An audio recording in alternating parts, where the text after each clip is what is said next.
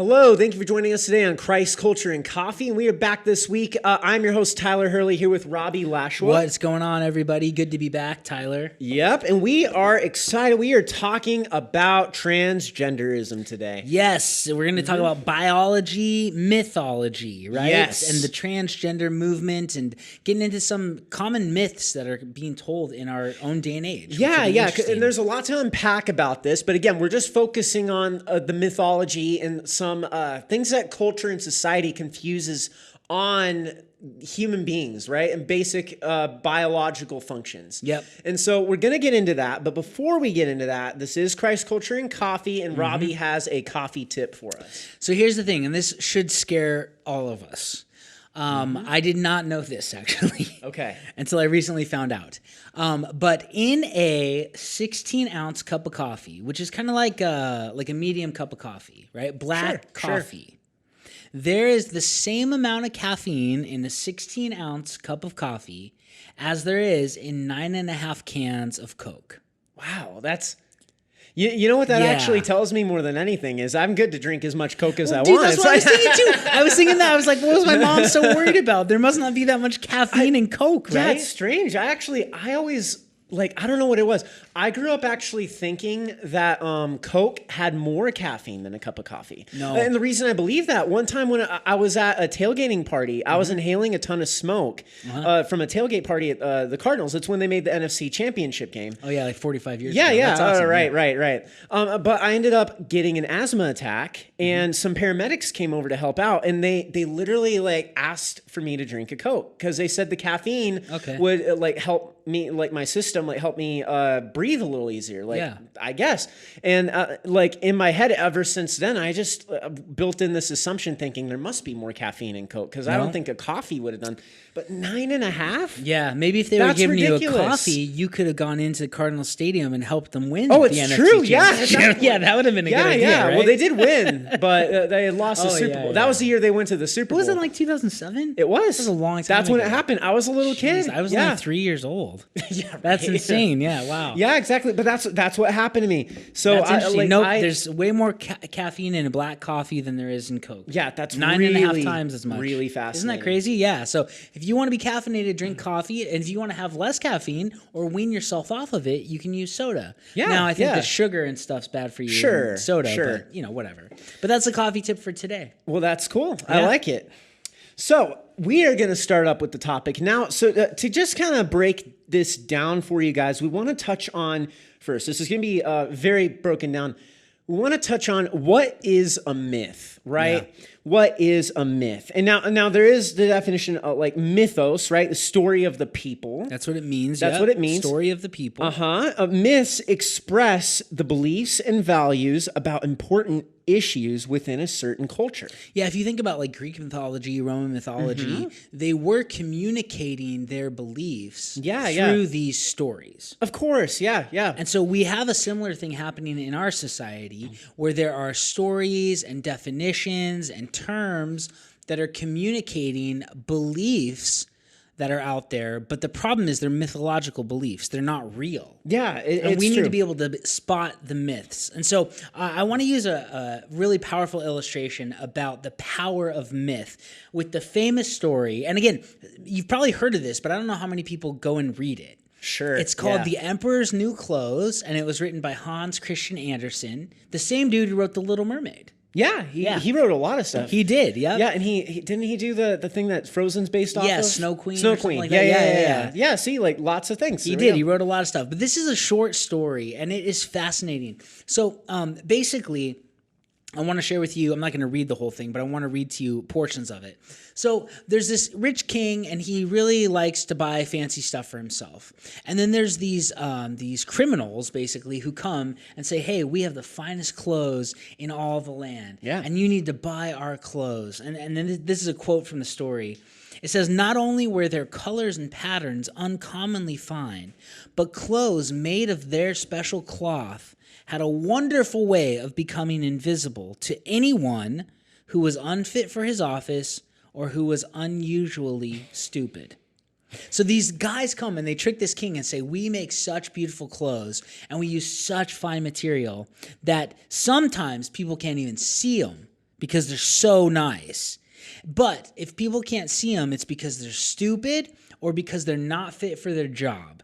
So, okay, who wants to be stupid or not fit for your post in life? Nobody, right? Yeah. Nobody. So they're setting it up to where nobody's going to say they don't see them because nobody wants to be called stupid or unfit for their job. So the king's like, I want these clothes. I'll pay you whatever you want. And they ask for all this gold and stuff. And they're like making clothes for months in this room. Yeah. And the king's getting anxious about it. He's like, okay, I want to go check and see how their progress is coming. But then he stops himself and he goes, wait, if I don't see the clothes, then it's because I'm not fit to be the king or I'm stupid. And so he doesn't want to go check in on it. So he sends somebody else. And the other guy goes in and it says they hold up a clothes hanger. Yeah. And they're like, what do you think? We're finishing it up. And there's nothing on it because these guys are tricking everybody. But the guy who went to check on it, he's not going to tell the king I didn't see anything because he doesn't want the king to think he shouldn't have his job or that he's an idiot. So he goes back to the king and is like, it's looking great. Beautiful. Amazing. You're going to love it. The king sends another guy. That guy does the same thing. The day comes for the king to try on his new clothes. And the guys come in, and it says that all the king sees is a coat hanger. They're waving around, and they're explaining how long it is and how beautiful, and it's going to fit just right. And it's so light, he's not even going to feel anything.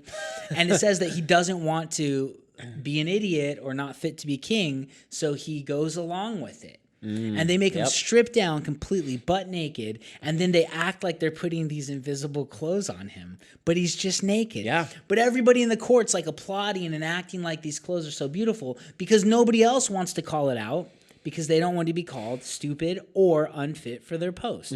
So anyway, the king then is encouraged by these guys. They're like, why don't you go outside? Why don't you parade around? Why don't you show everybody your new clothes? So he goes and parades down the street in the new clothes. And by this time, months or years later, everybody in the kingdom's heard about these fancy clothes. Nobody wants to act like they don't see them, but nobody actually does see them. Yeah. They're all pretending and buying into this myth, this story that's not real. Eventually, a little kid looks and he says, but he hasn't got anything on. Because that's reality, right? Yeah. And this is what the story says. The whole town cried out at last, he hasn't got anything on. The little kid alerted everybody to the reality. Yep. The emperor shivered, for he suspected they were right. But he thought, this procession has got to go on.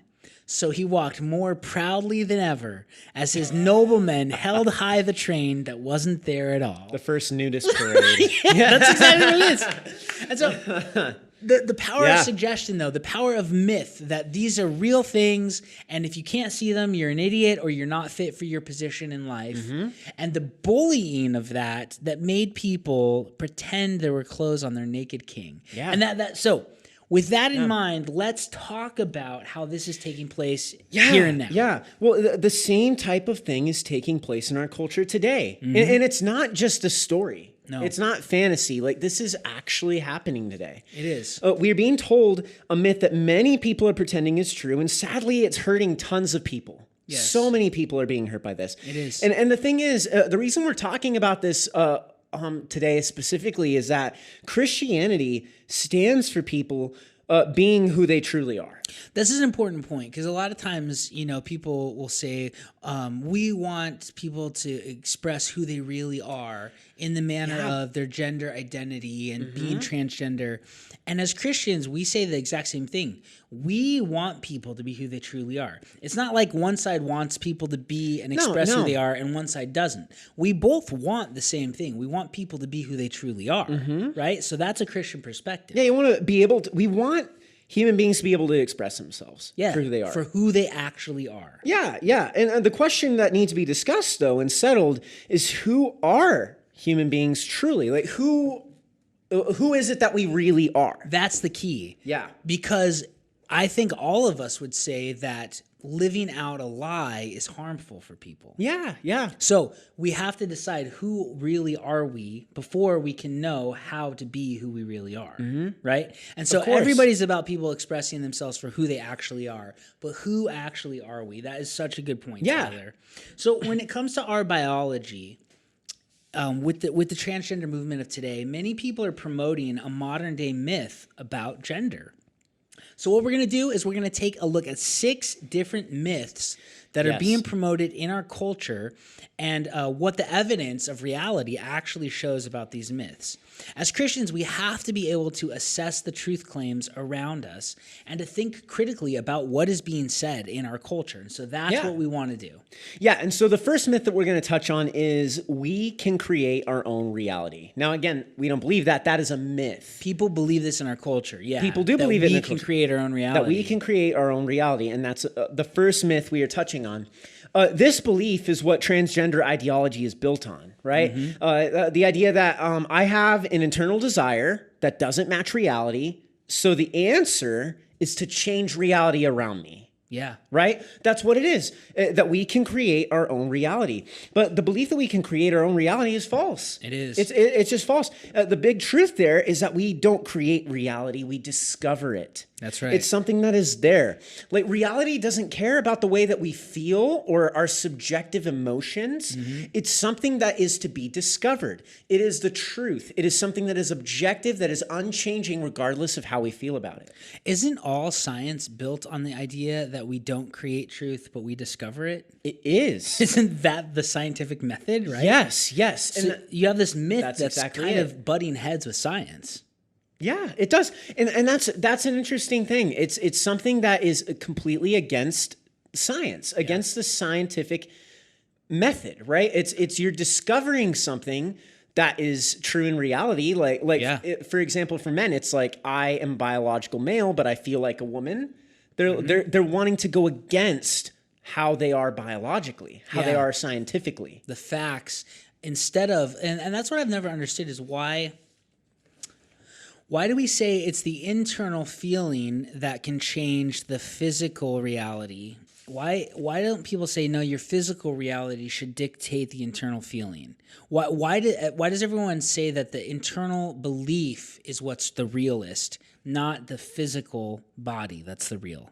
Yeah, it's weird. It's weird to choose sides like that. And the biggest part of it is that I've never heard an explanation as to why that's permissible. Why is that the aspect of me that wins out?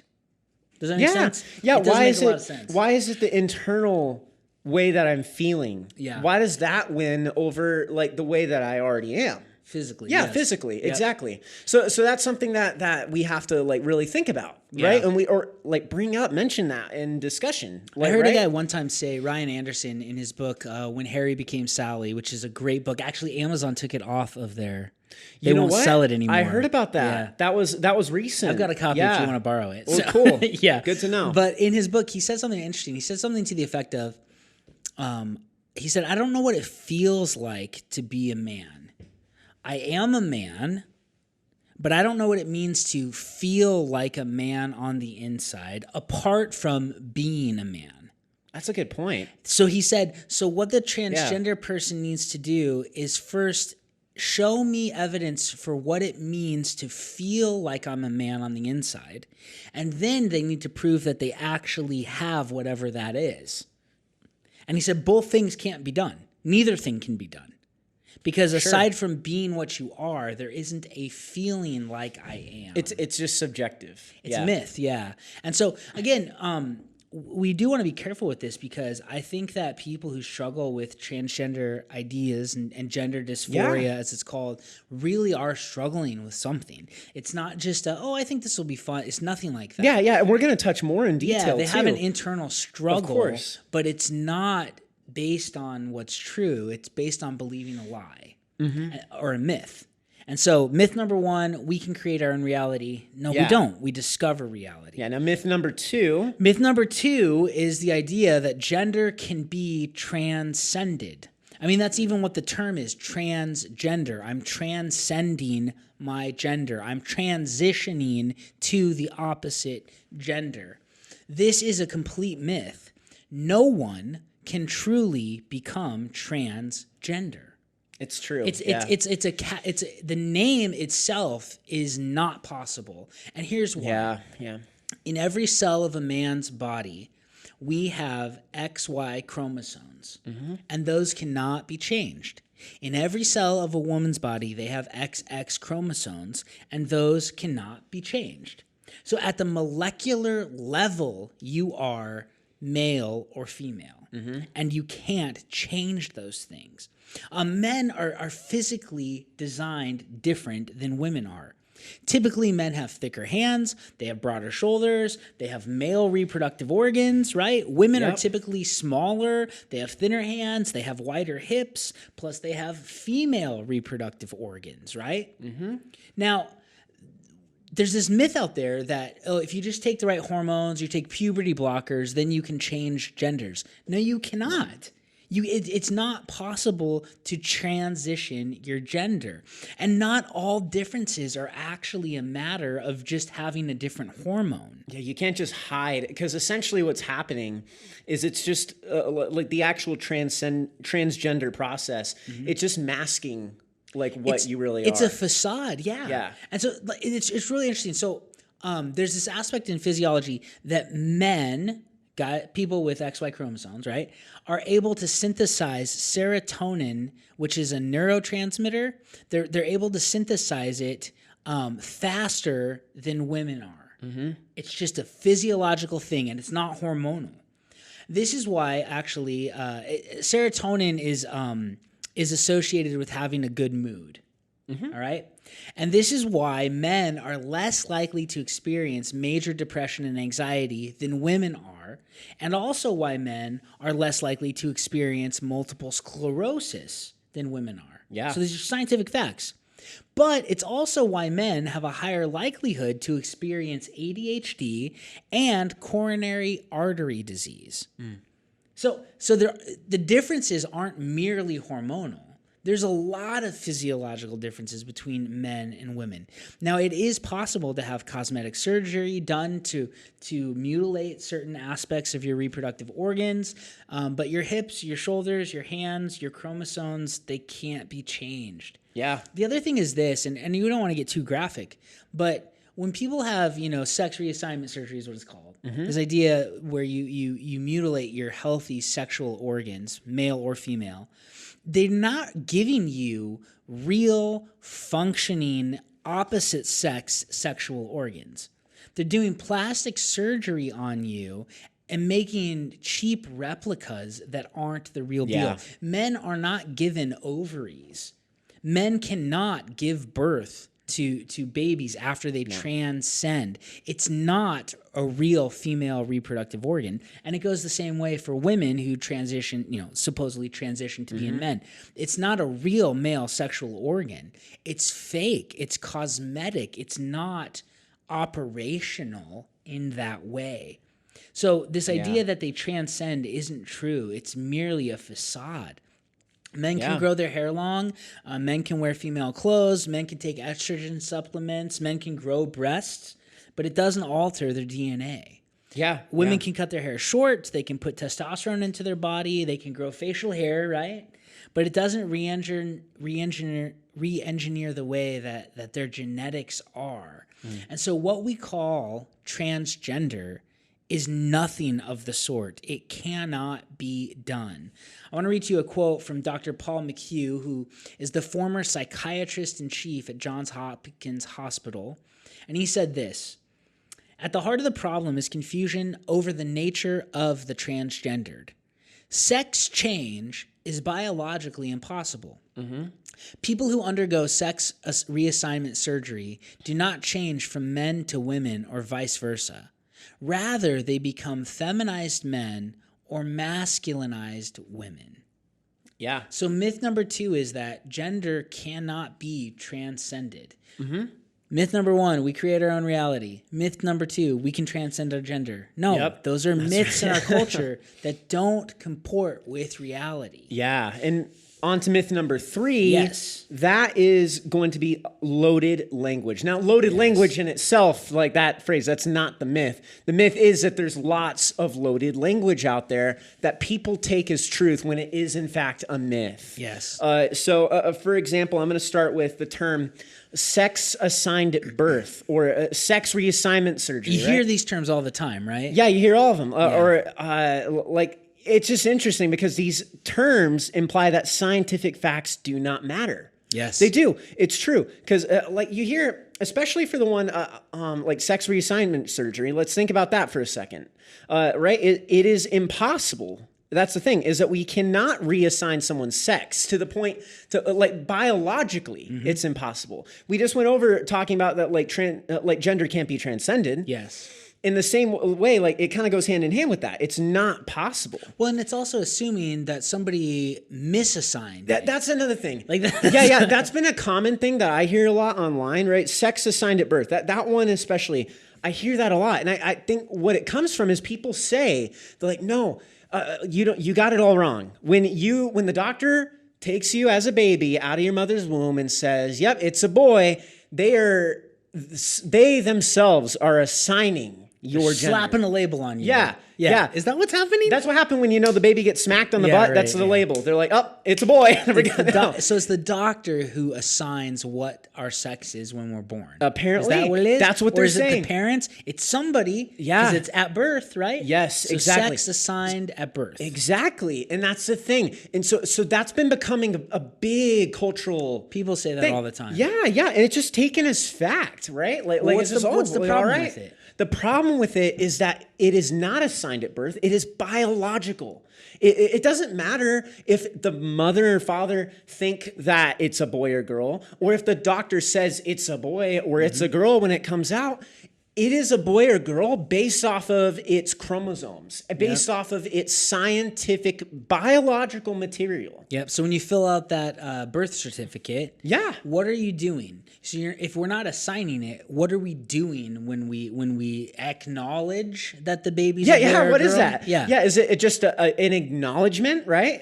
We recognize reality. Yeah, exactly. Right? It's not That's the point. assigning. So again, it's fascinating, Tyler, because that term that you're just talking about, sex assigned at birth, is assuming the first myth that we create reality. Yeah. No, we don't. That's exactly what it is. We discover reality, right? Or we yes. recognize it. We're not creating it. We're not assigning it. Yeah, there's so many terms that are out there that are like this. And the thing is they're just being commonly accepted as fact, or people are just saying these things without understanding the weight that it carries behind it. Well, and people have even come up with these new ideas about gender isn't the same as biological sex, and isn't the same gender identity, and isn't the same as gender identity, gender expression, or gender presentation.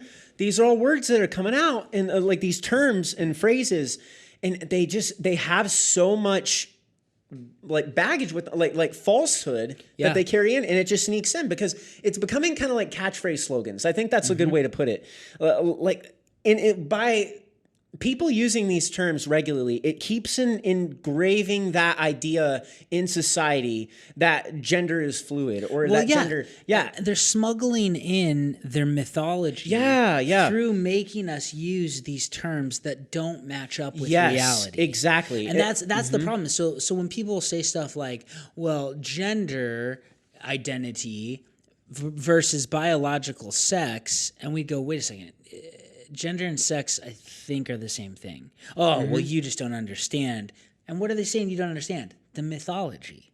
Yeah. Right? And that's so I'm going to tell you my ideology. I'm going to indoctrinate you with my myth by making society use all these different mythological terms. And that's exactly what's happening. And so, but that's the thing. Like, there's all these terms out there, like gender appearance or gender expression, right? Yeah. Gender expression is one where external appearance of one's gender identity usually is expressed through behavior, through clothing, right? Like cross-dressing or same dressing. They'll argue that you're even like if you identify with what you were biologically, that it's still a different category. So exactly. It's like, okay, so now I've got a biological sex, which is what my sexual organs are, and my chromosomes. But then I've also got a gender identity, which is this thing inside of me about how I identify. But then I've also got a gender expression, which is how I present myself to the world. And they say it could or it could not match up with your biological. And so it might not, and my expression might not match up with my gender identity. Yeah, exactly. But these are all just categories people have made up.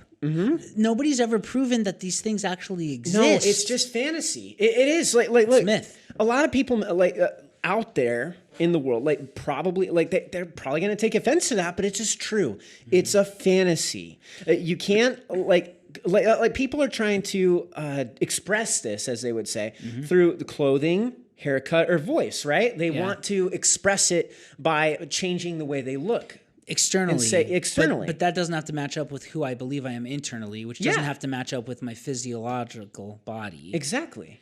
And then you just get into a lot of problems with this, though, because then they also will differentiate between like who I'm attracted to, who I'm not attracted to, right? What's that thing about like romantically involved, not romantically involved? Yeah. There's like even like a what does that mean? there. Yeah, it's exactly. It's like being attracted or the ability to be in a romantic relationship with versus a sexual desire. They bring that up a lot. That's what they say when you're romantically versus emotionally attracted. What is that? Okay, so if I'm not sexually attracted to, let's think about that. But I'm romantically attracted to. Yeah, is that just called friendship? That's what you would think, right? I don't know what that is. Like, and I think a lot of it is like ways that people are coping with their lifestyle. Really, that's all that this is. Yeah. When you boil it down. But this people, I've even heard this one through people who aren't a part of the transgender movement. I've heard this one come up for people saying like making excuses of who they're sleeping around with. Right? It's like, oh, I'm sexually attracted to this person, but I'm actually romantically attracted to this person. So it's like, okay, well, what? Which again is completely against reality. Because God talks about how, man, sex is created to be in a romantic relationship. That's the point in of it, a marriage, obviously. Exactly. And so it seems like terms to justify your actions and your internal desires. Yeah, exactly. And so when it comes down to it, these different mythological categories that they have here have been given. These terms all come down to how a person's feeling. It's not grounded in reality. Yeah. It's not grounded in reality at all. There's no way you could even prove these categories exist. You can't. They're just saying they do. They're just they're not physical traits. There's something that people are feeling internally. It's subjective. It's wherever the wind blows. Yeah. That's how it is. You can't give a concrete reason. I've never at least seen one from people. Well, you can't give evidence for these internal things. You can say that they're there. Sure. So I think people think this stuff, but that doesn't mean that it's real. Yeah, and that's something that again, we're gonna keep we're gonna get into this further, but we fully understand that there's a real emotional thing that's going on. Yeah, people really believe something and feel something. Yeah, and we're not denying that. We're not thinking that sometimes we believe and feel things that aren't true. Of course, and that's what we're trying to touch base on here. Yeah. Well, let's move on to myth number 4. So myth number 4 is this idea that others must accept my reality. Yeah.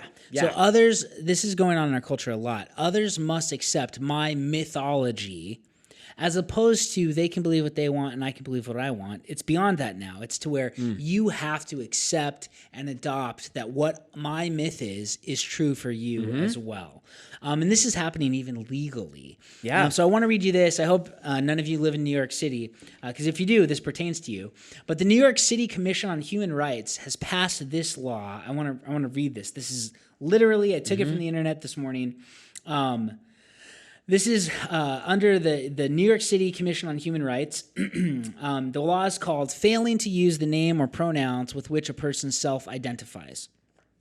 So the New York City Commission of Human Rights requires employers and covered entities to use the name, pronouns, and title with which a person self-identifies, regardless of a person's sex assigned at birth. There's that. Regardless of their anatomy, regardless of gender, regardless of medical history, regardless of appearance, regardless of sex indicated on the person's identification. Yeah. So they're requiring you to use the pronoun the person tells you at the moment, regardless of their physical, their sexual presentation, their appearance, what it says on their driver's license, what it says on their birth certificate, any of that. You have to use the pronouns they say. Then there's a penalty if you don't. Here's what it is. The commission can impose civil penalties up to $125,000 for violations and up to $250,000 for violations that are the result of willful, wanton, or malicious conduct. The amount of a civil penalty will be guided by the following factors, among others. And then they go on to list stuff. So New York can fine you $250,000 if you intentionally won't use a pronoun that the person in front of you is telling you to use. Yeah, and that is so dangerous. Yeah, it's pretty scary. Not just philosophically as a culture, because we're getting to this point now that a state has now made it a law. It's the city. It's not the state. So, okay. Yeah, it is the city. Okay, gotcha. But still, like even a city. I know. That we've gotten to the point that a city has made it a law that you can be fined for not using the proper pronoun. Well, think of how crazy this is, because this myth is a one-way street.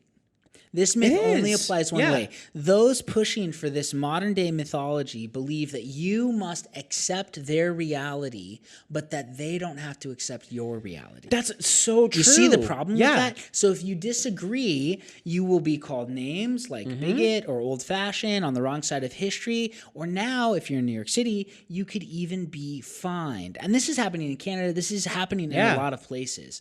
This is interesting to me because it sounds a lot like saying, if you cannot see the clothes we make, it's because you are unfit for your office or unusually stupid. It sounds exactly like that. It sounds exactly like the Emperor's New Clothes, right? It's so true. And the thing is, this is just the scary part about this is that what ends up happening a lot of times with laws, right? When things are made legal or illegal over time, and the more that this gets around, like as soon as other cities or other states start to do this, it becomes public acceptance because it engraves into them. Public myth is what it's called. Yeah, public myth. There you go. Laws that are still pushing mythology. Yeah, and it will engrave into the culture even further. And they'll say, yeah, this is the way things are. Well, and look at it. Yeah. This isn't the first time we've seen this type of stuff happen in Christian history. Of course, Christians were getting in trouble for not sacrificing to the mythological gods of Rome. Right, yeah. This is the same thing.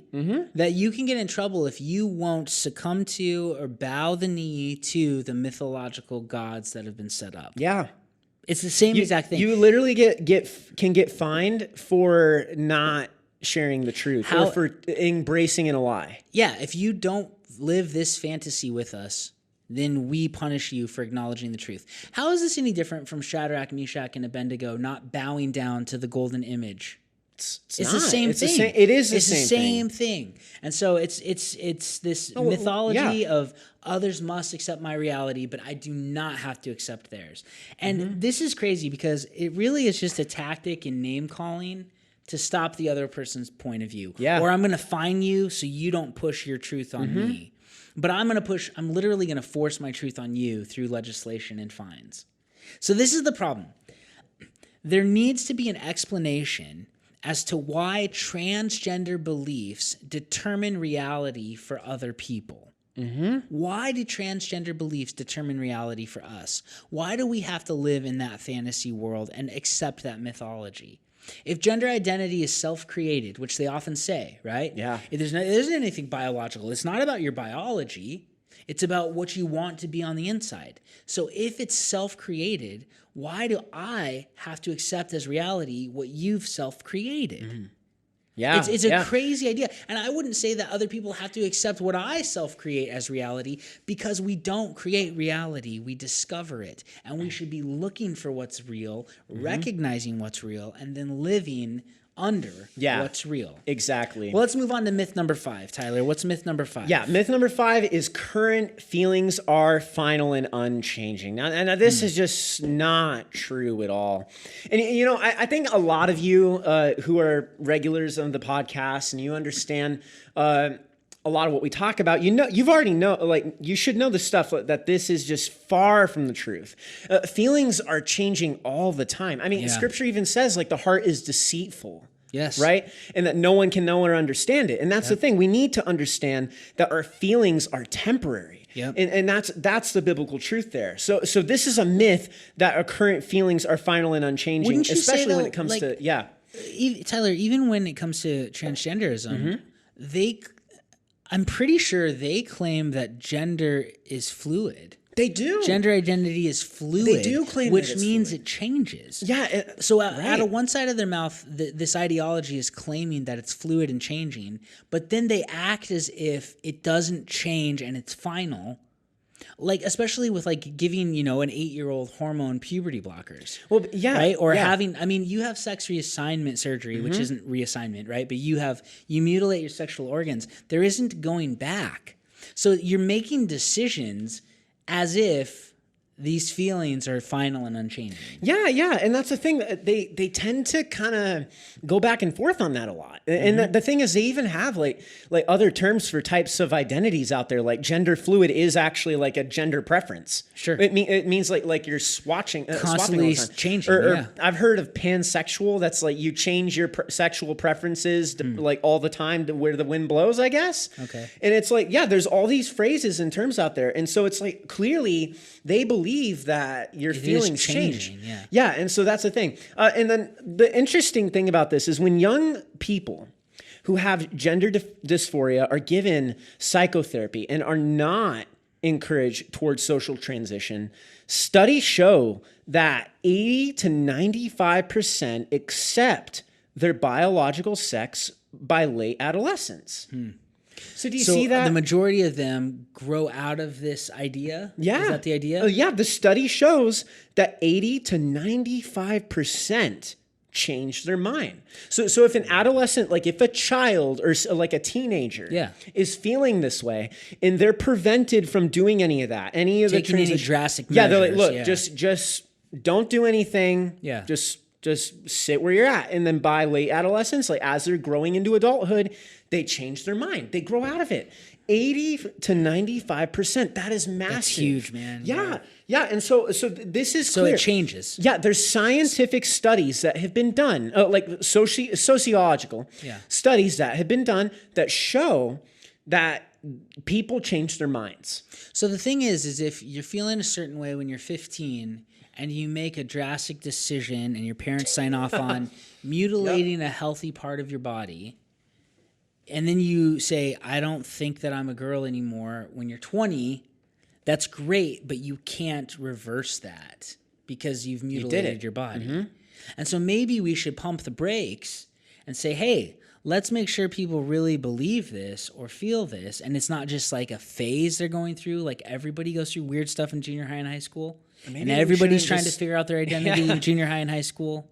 So maybe we should just hold off until, I don't know, they're old enough to vote or something, or old enough to rent a car. The thing is, I think we're even giving a lot of leniency into saying, let's hold off. This shouldn't even be legal or allowed at all. Of course not. Because it's happening. Human beings are mutilating themselves. But I feel like even from a non-Christian perspective, you would think, let's just wait and see what they think when they're 22 or something like that. Yeah, we got to at least understand, like, why do we let kids not get tattoos? Why do we tell them they can't drink? Why can't they own a gun? Join the military? Yeah, like why is that? It's because we know the truth as a society that we make stupid decisions in our youth and we can't think things through sometimes because we're growing, we're learning, we're growing up, right? That's the thing. Like kids need to be kids and figure out life. Yep. Yeah. The other thing that's really interesting about this myth number 5 is that there's so many people who have transitioned, right, to the different genders, right? Even though you can't, but that's the term. And then they're disillusioned with it and they detransition. And when they go back and gender is fluid, people get mad at them. Yeah. And it's like, wait a second, I thought I could be who I wanted to be.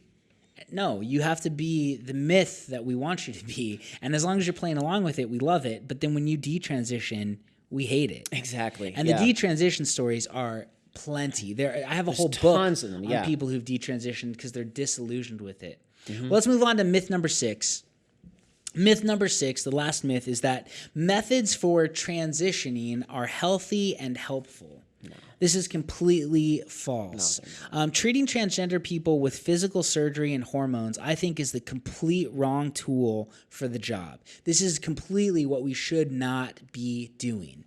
In the Diagnostic and Statistical Manual for Mental Disorders, the 5th one, the DSM-5, which is what psychiatrists use for diagnosis, it refers to transgenderism still as gender dysphoria, which they define as, quote, a marked incongruence between one's experienced or expressed gender and gender assigned gender. Sorry. And see, again, they smuggle in that assigned gender when it should just say biological gender or something like that. It's another one of those loaded terms. Yep. Yeah. But what this means is that according to the American Psychiatric Association, transgenderism is a disassociation with what you think and what is real. Mm-hmm.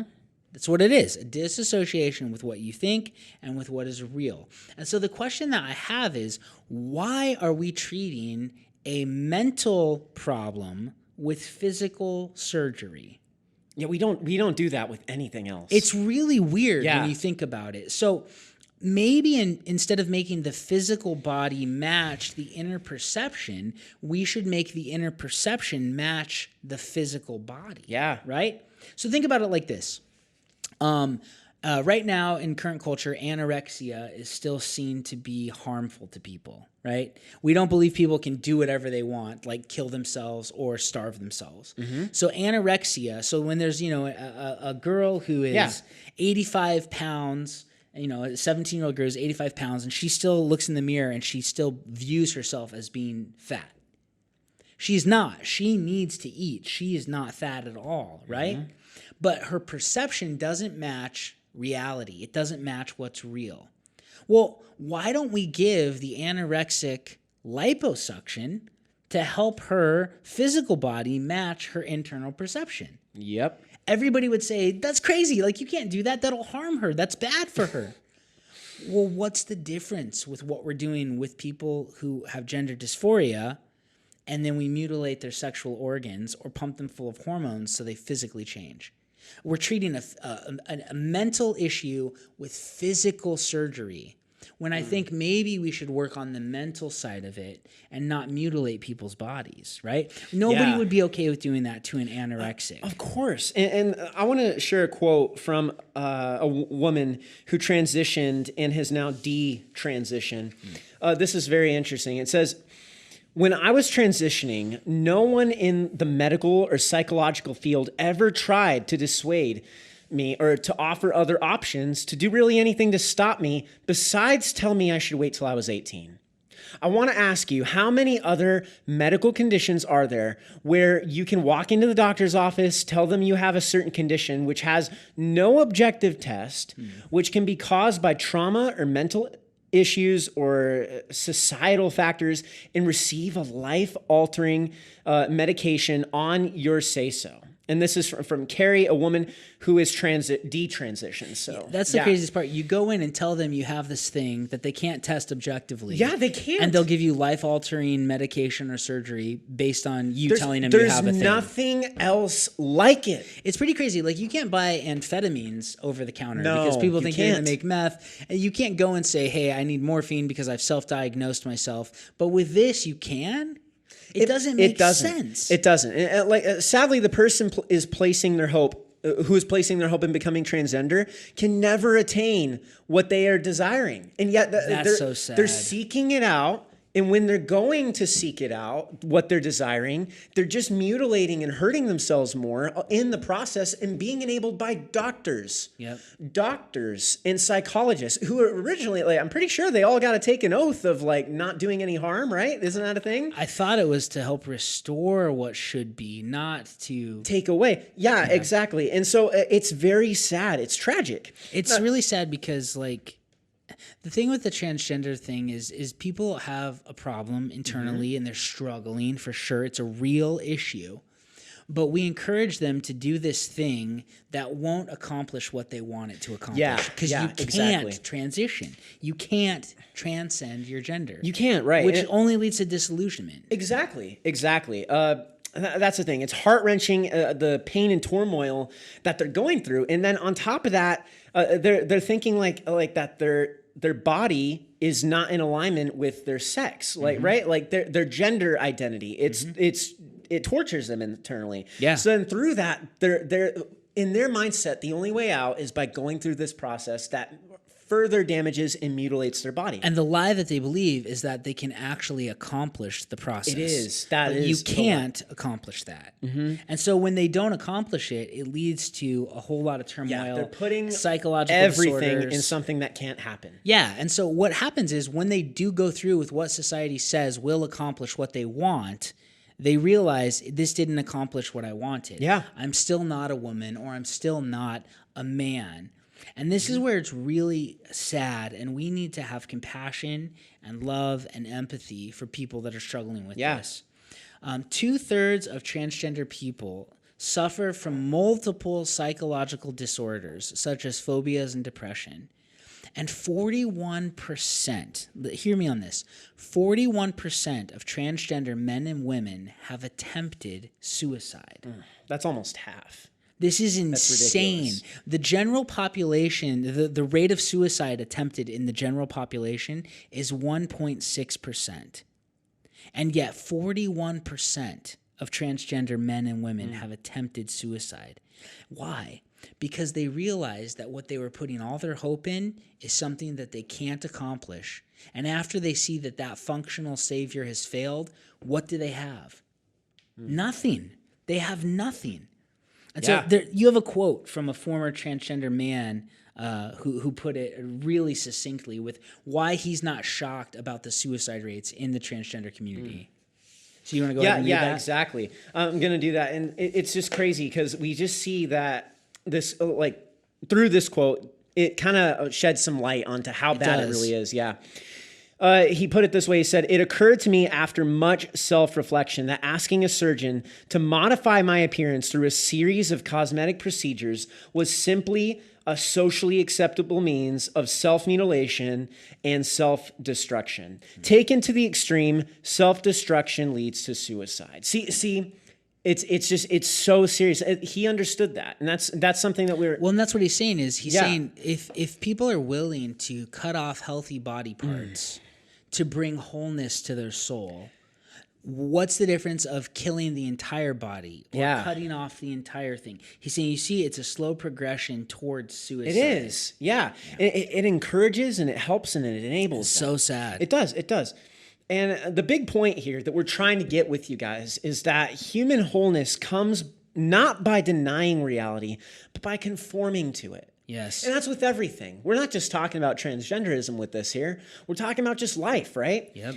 What is real? Is Jesus real? What is a human being? What purpose was I made for?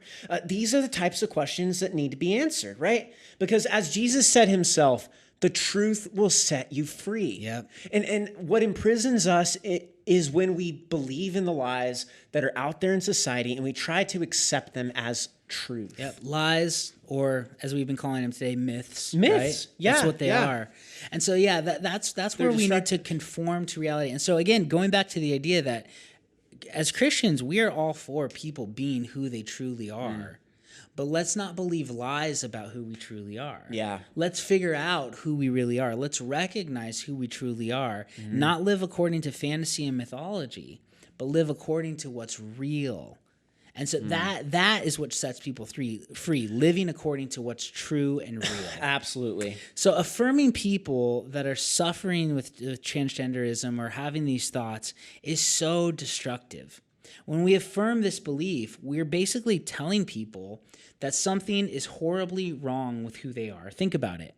People say, I want people to be who they truly are. And so if they believe that internally they're a woman, but their biological sex is a man, I'm all for them being who they truly are, which means you have to change everything about who you are. Yeah. It's so opposite. That's like right. as Christians, we're saying, no, people can be who they actually are. You don't have to change for me to love you. You don't have to change for me to think you're authentic. Yeah. You can be who you are. You don't have to mutilate your body in order to be who you are. You can just be who you are presently. Yeah. It's such a crazy idea. This is the opposite of real affirmation, in that they should be who they truly are. Affirming transgenderism is telling someone they're not who they should be, and that they have to undergo some serious drastic changes to fix themselves. Yeah, right. It's just such a lie, right? So doing that isn't loving, and in fact, it reinforces the idea that who they are is not worthy of love until they change. This is the opposite of the gospel. God loved us before we changed. God loved us when we were a mess. 1 John 4:19 says, God demonstrated his own love for us in this, that while we were yet sinners, Christ died for us. This is huge. That's Romans 5:8. 1 John 4:19 says, we love because he first loved us, right? He didn't say you have to change before I'll accept you. Yeah, that's right. He said, I'm going to accept you where you are at. And that is what we as Christians need to do with people who are struggling with just transgender ideology. Yeah, that's exactly it. And, like, that's the question. So what's practical? What do we do? What's practical, Tyler? How do we do this? Yeah, exactly. It's to love your transgender neighbor, right? Wait. I thought it just says love your neighbor. Who's my neighbor? Everyone. Right? Exactly. Everyone around you. Everyone's your neighbor. That's everybody you encounter. Yep. Exactly. And that's the thing. Like, we need to understand and seek out them too, and like love them intentionally. Yeah. And what that means is also affirming that they can be themselves. So what if they have a little bit of a tendency in themselves where they feel like maybe they are a little more feminine or maybe a little bit more masculine, depending on what it is. They don't have to become transgender in order to affirm who they really are. They can just be themselves, and you can love them, and you can nurture and be their friend, right? You can take care of them. We're supposed to care about people. All people. Empathize with them too. Empathize with the pain they're going through. They have a struggle. Talk to them. Sit down with them and like check on how they're really doing. Like really dive deep and ask, like, how are you, right? And just be that person in their life who they can talk to. Like, be that person. That's big way that we can love them. But lastly, we also want to speak truth to your transgender neighbor, right? Yes. Like the Emperor's New Clothes story, right? We don't want them to be parading around naked. We want to tell them the truth. We want them to understand, like, this is not reality. You need to realize who you are and who God created you. That's right. And that's the thing. And that's the whole message that we're trying to get across in this episode is we want everyone to understand that just because you're going through something where you're mentally going through a lot of psychological issues, where you feel that you don't identify with your sex or with everything that's going on in the confusion, the dysphoria. You are still loved. God still loves you. And we understand your feelings are valid. What you are going through is very, very difficult. But we need to understand that there is truth out there. And we need to share that with transgender or people who are suffering through gender dysphoria in love. Well, and the moral of the Emperor's New Clothes is that you shouldn't let the fear of speaking the truth keep you from speaking the truth. You shouldn't let your pride of not wanting to be called dumb keep you from speaking the truth, and you shouldn't let the fear of what other people think keep you from speaking the truth. Exactly. And I know a lot of Christians who don't want to speak up on these things, and it's because, well, I might appear to be bigoted, or people might think I'm a horrible human being. Well, are you being a horrible human being? Because people are going to... That's the question. People are you really doing that, or are you living Yeah. for perception? Because we have to live according to what God has told us, and it's really loving to speak truth with people. But we can also speak truth and be kind and be respectful and be compassionate to people, like Jesus was when he spoke with a whole bunch of people in Scripture. That's who we're supposed to be. So don't let pride or fear keep you from speaking the truth. We need to help people to recognize lies and not live according to mythology.